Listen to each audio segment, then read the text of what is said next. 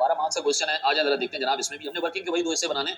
पहले देखिए सवाल में पूछा क्या उसने कहा जनाब compute product wise cost per unit, यानी मुकम्मल आपने कॉस्ट बतानी, एक यूनिट पे कितनी कॉस्ट लगती है। एक यूनिट पे कोई कॉस्ट में क्या क्या आएगा, मटेरियल भी आएगा, लेबर भी आएगा, ओवरहेड्स भी, तीनों चीजें आएंगी। कॉस्ट पर यूनिट मांगा उसने, ओवरहेड कॉस्ट पर यूनिट मांगा। फिर ये कह रहे जनाब आरसीएल हैज 3 प्रोडक्ट्स, ठीक है जी, 3 प्रोडक्ट्स है भाई के। Presently overheads are allocated on the basis of to each product on the basis of direct labour hours. चलो जी, अब तक कंपनी ने टोटल ओवरहेड जमा करने, लेबर आवर के बेसिस पे एलोकेट करना है। Done. In order to determine cost of product more accurately, RCL decided to implement ABC for allocation of overheads. Done. Sir यहाँ पर मेरे पास एक यूनिट पे डायरेक्ट मटेरियल डायरेक्ट लेबर कितना लगता है, ये चाहे तुम ट्रेडिशनल तरीके से ओवरहेड एलोकेट करो या तुम एबीसी कॉस्टिंग से ओवरहेड एलोकेट करो, याद रखना मटेरियल लेबर पे कोई फर्क नहीं पड़ता, फर्क सिर्फ पड़ेगा किसके ऊपर, ओवरहेड्स के। ठीक है, चलो भाई दोनों की तीनों की प्रोडक्शन दी हुई है, बैच साइजेस दिए हुए हैं, इंस्पेक्शन आवर्स पर बैच दिया हुआ है, ईओक्यू भी दिया। ईओक्यू क्यों दिया भाई, आओ जरा देखते हैं जनाब। वो कह रहे details of factory overheads budgeted for the next year are as under. अच्छा, कंपनी करंटली क्या यूज कर रही है, करंट बेसिस क्या है सर, लेबर आवर्स। ठीक है जी। अब आपने एक चीज ध्यान में रखनी कि अगर किसी कॉस्ट का एलोकेशन बेसिस है तो ठीक है, उस पे एलोकेट कर दो एक्टिविटी बेस्ड कॉस्ट, और अगर नहीं है तो फिर आप लेबर आवर्स यूज करें। अगर ये कंपनी मशीन आवर्स पे ओवरहेड एलोकेट कर रही होती और एक्टिविटी बेस्ड कॉस्टिंग हम अप्लाई करते पेपर में, तो सर जितने लोग जितनी कॉस्ट की बेसिस मिल जाती है हम उस पे एलोकेट कर देते, जो बच जाती है कॉस्ट जिसकी कोई बेसिस नहीं मिल रही होती हम उसको मशीन आवर्स पे एलोकेट करते थे। याद रखिएगा, कंपनी जो बेसिस एग्जाम में फॉलो कर रही होगी, आपको एक्टिविटी बेस्ड कॉस्टिंग के अंदर हर कॉस्ट की रेलेवेंट जो है वो कॉस्ट ड्राइवर निकालना है, नहीं हो वही वाला बेसिस यूज कर लेना, कंपनी जो अपने हिसाब से यूज करते जा रही है। ठीक है, आए जरा सवाल को हम देखते हैं। प्रोक्योरमेंट डिपार्टमेंट कॉस्ट, खुद लॉजिकली सोचो, प्रोक्योरमेंट डिपार्टमेंट का मतलब होता है परचेज डिपार्टमेंट की कॉस्ट। आमतौर पे नंबर ऑफ रिक्विजिशंस के ऊपर एलोकेट होनी चाहिए, नहीं है नंबर ऑफ रिक्विजिशंस, एक बेसिस यहां निकल सकती है, पता क्या, ईओक्यू भी दिया, नंबर ऑफ यूनिट्स भी दिया। मैं ये इसमें काम हम कर सकते हैं सर, ऑर्डर कॉस्ट को इसको ट्रीट करके नंबर ऑफ ऑर्डर्स के बेसिस पे एलोकेट कर सकते हैं। तो मैं यहां छोटा सा बेसिस लिख देता हूं जनाब, वो क्या जनाब, ऑर्डर्स। डन। फिर इसके बाद सर दूसरा सेटअप कॉस्ट, ये तो सीधा सीधा G number of setups. Quality control ऊपर दिए हुए सर इंस्पेक्शन आवर्स। ठीक है जी, चलें जी। फिर G utilities, utilities generally electricity, gas, पानी, बिजली, ये जाना चाहिए मशीन आवर्स में, ऊपर कुछ भी नहीं दिया हुआ। फिर salaries of supervisor and foreman, ये जाना चाहिए सर लेबर की बेसिस पे। अच्छा, ऊपर लेबर आवर्स हम निकाल सकते हैं sir. Salaries and clearance staff miscellaneous, आपको नहीं लगता कि इन चारों की कोई स्पेसिफिक बेसिस नहीं है, तो इन चारों को हम मिला के कंपनी का जो ट्रेडिशनल बेसिस है उसके बेसिस पे एलोकेट कर सकते हैं। सर अगर एक बंदा कह रहा है नहीं मुझे तो एक अच्छा बेसिस और भी मिल रहा है, तो वो बेसिस अपने हिसाब से यूज कर सकता है, नीचे अजम्पशन डाल देना, कोई इशू वाली बात नहीं है। एक बंदे को सर यहाँ बेसिस एक नजर आ रही होगी, दूसरे को दूसरी नजर आ रही होगी, लेकिन सर मैं जैसे अगर देखूं तो सर ये दो सैलरीज तो वैसे लेबर पे एलोकेट होनी चाहिए, इन दो का कोई बेसिस नहीं है, तो मैंने सर वही बेसिस यूज कर लिया जो कंपनी ट्रेडिशनल तरीके से ओवरहेड एलोकेट करते हुए यूज कर रही है। करूंगा चारों को ऐड करके एक साथ लेबर की बेसिस पे एलोकेट कर दूंगा ताकि काम बन जाए। ठीक है, आइए जरा सर एक्टिविटी बेस्ड कॉस्टिंग की बेसिस पे जो है कॉस्ट एलोकेट करते हैं। दो वर्किंग्स बनाएंगे हम सर। सबसे पहली वर्किंग जनाब वो क्या हमारे पास, एलोकेशन ऑफ कॉस्ट, पहली चीज, और फिर दूसरा एलोकेशन बेसिस। ठीक है जी। अब बताओ हमारे पास प्रोडक्ट कौन कौन से हैं मेरे बच्चों, हमारे पास प्रोडक्ट हैं सर एक्स वाई और जेड।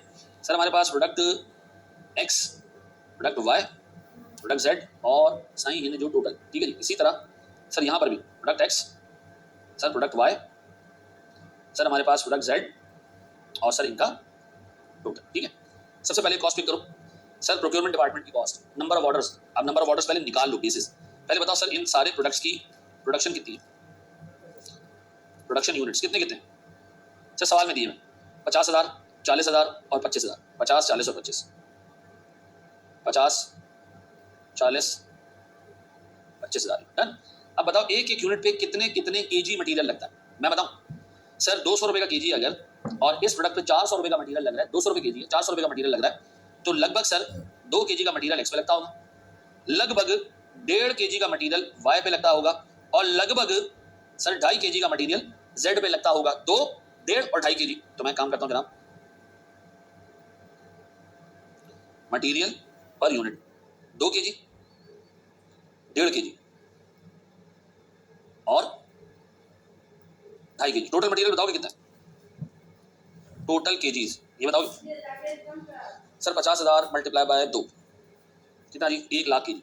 1 लाख केजी हमें मटेरियल चाहिए एक्स के लिए, सर हमें 60,000 केजी चाहिए वाई के लिए, और हमें लगभग कोई 2.5 इंटू 25,000 ये हमें चाहिए सर 62,500 किसके लिए चाहिए,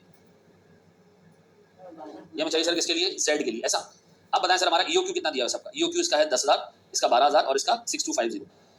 ईओक्यू 10,000, इसका 12,000 केजीज, केजीज और 6250 केजीज। ऐसा ये बताओगे मुझे सर कि अगर मुझे EOQ पता है तो प्यारे बच्चों मैं नंबर ऑफ ऑर्डर्स निकाल सकता हूं। कैसे sir? Sir 1 lakh divided by 10,000 is 10 orders. Sir 5 orders 60,000 divided by 12,000 ऐसा। Sir 10 orders, sir total 25 orders हमने देने सर, और 25 ऑर्डर की बेसिस पे आपने 2500 रुपए की कॉस्ट एलोकेट करनी है। तो अगर मैं इसको 25 ऑर्डर से डिवाइड कर दूं तो सर 100 रुपए पर ऑर्डर की कॉस्ट आती है सर मेरे पास, जो मैंने एलोकेट करनी है सर प्रोडक्ट्स को। तो 100 रुपए पर ऑर्डर के हिसाब से निकालें, हम एलोकेट करने जा रहे हैं सर किस चीज को? प्रोक्योरमेंट कॉस्ट को। कितना जी? 2500 डिवाइडेड बाय 25, 100 रुपए, 1000 रुपए कॉस्ट इसको एलोकेट हुई। सर 500 रुपए की कॉस्ट इसको एलोकेट हुई और लगभग 1000 रुपए की कॉस्ट इसको एलोकेट हुई। पूरे 2500 एलोकेट हो गए 5 चक्कर काटने के बाद, ठीक है जी। चलो प्रोक्योरमेंट कॉस्ट एलोकेट हो गई जी इसी। फिर बैच सेटअप कॉस्ट। यार आपको नहीं लगता ये उसी तरह का टॉपिक है जो आप ओवरहेड्स में देखते हुए आ रहे हो? बैच कॉस्टिंग क्या कहते हैं इसको? Setup cost, batch setup cost. अब हमें चाहिए नंबर ऑफ बैचेस, ठीक है जी। दूसरा बेसिस हम निकालने जा रहे हैं सर नंबर ऑफ यूनिट्स हमारे पास है। एक काम करते हैं बैच साइज ले लेते हैं। बैच साइज कितना है सर हर प्रोडक्ट का? बैच साइज है सर मेरे पास 500, 250 और 250, 500, 250, 250, ठीक है सर। 500 यूनिट्स, 250 यूनिट्स, केजीज नहीं है, यूनिट्स, और 250 यूनिट्स। फिर अब बताओ जी 50,000 डिवाइडेड बाय 500 कितने जी? कितने बैचेस? कितने बैचेस जी? 50,000 डिवाइडेड बाय 100 बैचेस। यहां पर 40,000 डिवाइडेड बाय 250,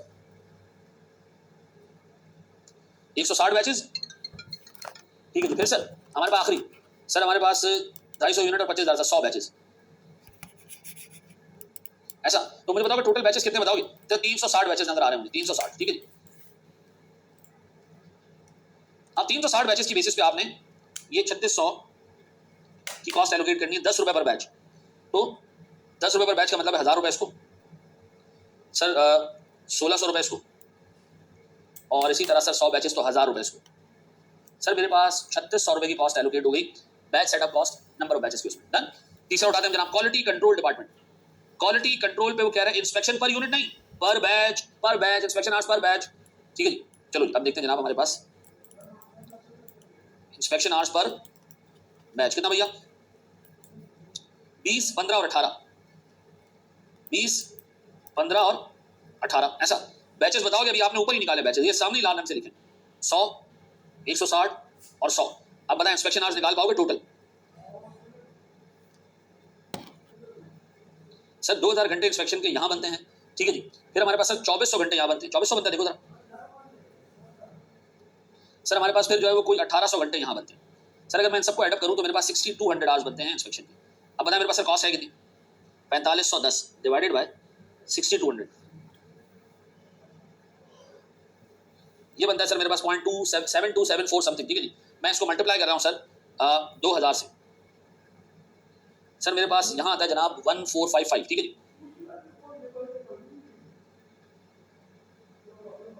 सर यहाँ मेरे पास आता है सर 2400 अगर मैं मल्टीप्लाई करूं 0.72 समथिंग से तो ये आता है मेरे पास सर 1746। सर मेरे पास तीसरा 1800 का मल्टीप्लाई करूं तो मेरे पास आता है जनाब कोई 1309, ठीक है जी। सारे काम हो चुके हैं सर। ये होगा टोटल कितने जी? 4510। अब एक वो रह गई सर, सारी की सारी कॉस्ट अगर मैं मिला लूं रिमेनिंग वाली तो सर मेरे पास 4230 प्लस 3525 प्लस 1410 प्लस 705, ये सब मिला के बनते हैं 9870। अगर आपके पास टाइम बहुत हो पेपर में इन सबको अलग अलग एलोकेट करें, अदरवाइज मैं एक ही में डाल देता हूं सर। अदर कॉस्ट है कितनी जनाब? 9870। लेबर आवर्स की बेसिस पे एलोकेट करनी है। लेबर आवर्स में निकालने पड़ेंगे। निकालने कैसे पड़ेंगे सर? 50 रुपए घंटा है लेबर का। अगर सर मेरे पास एक प्रोडक्ट को सर कोई 300 रुपए का लेबर कॉस्ट एलोकेट हुआ है तो सर 50 रुपए का लेबर आ रहा है तो सर 6 घंटों में ये बन रहा है सर। 350 के हिसाब से 7 घंटों में ये बन रहा है, और सर 250 के हिसाब से कितने? 5 घंटों में ये बन रहा है सर। 6, 7 और 5 आवर्स ऐसा। अगर हम एक काम करें लेबर आवर्स पर यूनिट कितना जी? 6, 7 और 5, मैं नंबर ऑफ यूनिट से मल्टीप्लाई करूं तो सर मेरे पास टोटल लेबर आवर्स आ जाएंगे सर। नंबर ऑफ यूनिट्स कितने मेरे पास? 10,000, ठीक है। तो मल्टीप्लाई करूं 50,000, सॉरी 50,000 इंटू 6 इज 3 लाख घंटे ऐसा।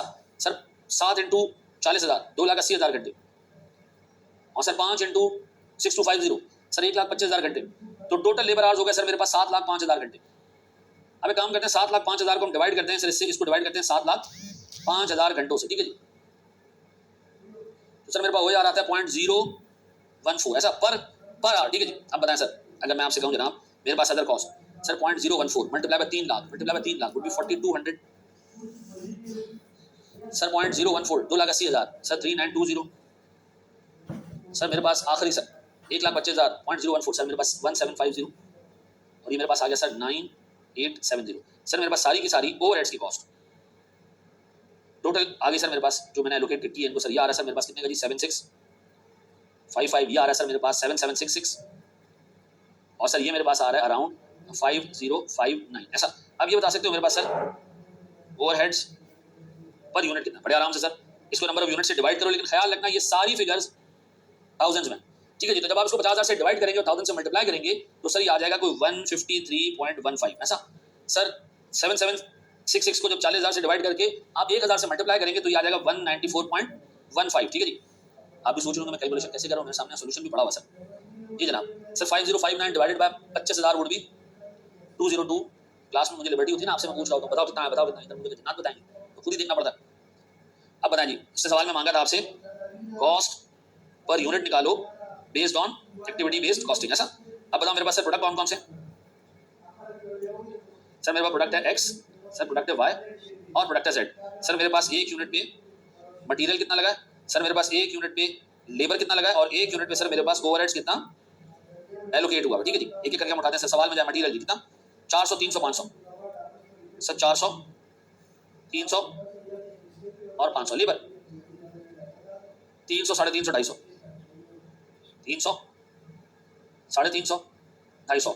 ओ यार ओवरहेड्स ये सर 1 2 और 3 कितने कितने जनाब 153.10। सर ये है मेरे पास 194.15। सर ये मेरे पास है 202.37। और अगर मैं आपसे कहूँ जी मेरे पास कॉस्ट पर यूनिट कितनी, तो आप कहोगे बाबूजी आपके पास कॉस्ट पर यूनिट है एबीसी कॉस्टिंग के हिसाब से 853.10।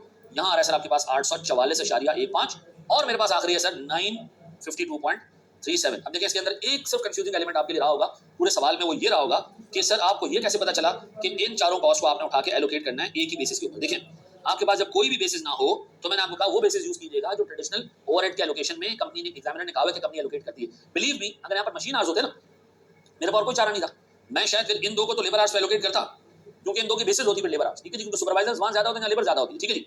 और क्लीनर और मेंटेनेंस ये आप मशीन आवर्स पे भी ले सकते हो, ठीक है जी। लेबर आवर्स पे भी ले सकते हो लेकिन ज्यादा बेहतर है कि मशीन आवर्स पे लो। तो मैं ये कहता कि सर मेरा इस सिवाय इसके सुपरवाइजर और फोरमैन के बाकी 3 कॉस्ट में मशीन आवर्स पे एलोकेट करता, लेकिन मसला ये कि यहाँ पर मेरे पास इस तरह की डिटेल नहीं थी तो मैंने सर फिर ऑप्ट किया वो जो एग्जामिनर ने मुझे बेसिस दी हुई थी ट्रेडिशनल के लिए, ठीक है जी। सर आई होप आप सबको समझ में आ गया होगा 3 कॉस्ट की बेसिस थी, ठीक है जी। और एक चीज देखिए दिमाग में इसका बड़ा सेट पैटर्न सवाल सॉल्व करने का, एलोकेशन और एलोकेशन बेसिस, कॉस्ट की एलोकेशन एलोकेशन बेसिस ये आपके सामने होनी चाहिए, ये आपके सामने होनी चाहिए। आप जो जो कॉस्ट आप एलोकेट कर रहे हो नीचे एलोकेशन बेसिस जमा करते जाओ, बनाते जाओ, उसके बनाते जाओ। आपने जो इतनी